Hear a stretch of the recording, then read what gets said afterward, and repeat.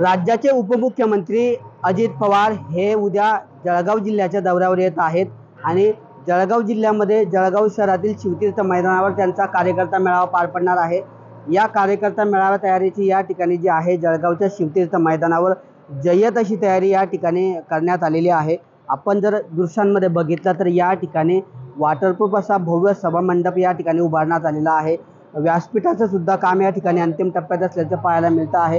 तर दुसरीकडे नागरिकांना बसण्यासाठीची व्यवस्था या ठिकाणी आहे, त्याचं सुद्धा तयारीचं काम या ठिकाणी सुरू असल्याचं पाहायला मिळतं आहे। दुसरीकडे या ठिकाणी उपमुख्यमंत्री असल्या कारणामुळे अजितदादा यांच्या कार्यक्रमामध्ये कुठलाही अनुचित प्रकार घडू नये म्हणून पोलिसांकडूनही या ठिकाणच्या सुरक्षेचा असेल किंवा तयारीचा आढावा सातत्याने घेतला जात आहे। तर दुसरीकडे काल रात्री झालेल्या मुसळधार पावसामुळे या ठिकाणी नागरिकांना बसण्याची जी जागा आहे त्या ठिकाणी काही प्रमाणात चिखल झाल्यामुळे ती जागा सुद्धा या ठिकाणी सपाटीकरण करण्याचं काम वेगाने या ठिकाणी सुरू आहे। एकंदरीतच स्थानिक स्वराज्य संस्थांच्या निवडणुकीपूर्वी दादा यांचा हा जळगाव जिल्ह्यातला पहिलाच दौरा आहे आणि त्या दौऱ्यासाठीची जय्यत तयारी या ठिकाणी केली जाते आहे।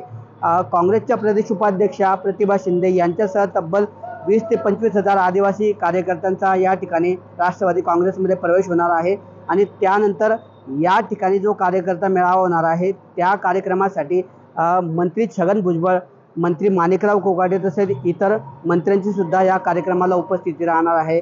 एकंदरीतच अजितदादा यांच्या या दौऱ्यामुळे राष्ट्रवादीच्या कार्यकर्त्यांमध्ये मोठं ऊर्जा या ठिकाणी निर्माण झाल्याचं पाहायला मिळतं आहे। त्यामुळे आता आगामी निवडणुकांच्या पार्श्वभूमीवर दादांचा हा दौऱ्याला जे आहे अजितदादांच्या दौऱ्याला राजकीय महत्त्व या ठिकाणी प्राप्त झालेलं आहे आणि स्थानिक स्वराज्य संस्थांच्या निवडणुकीपूर्वी दादा निवडणुकीसंदर्भातली नेमकी या ठिकाणी काय आपल्या पक्षाची भूमिका स्पष्ट करतात आणि जळगाव जिल्ह्यासाठी नेमकी काय घोषणा करतात हे पाहणं महत्त्वाचं असणार आहे।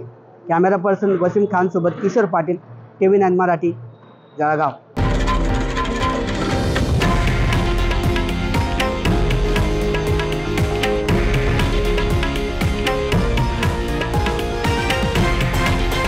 हे आहे देशातील नंबर 1 न्यूज नेटवर्क आणि आपण पाहत आहात TV9 मराठी, एकमेव।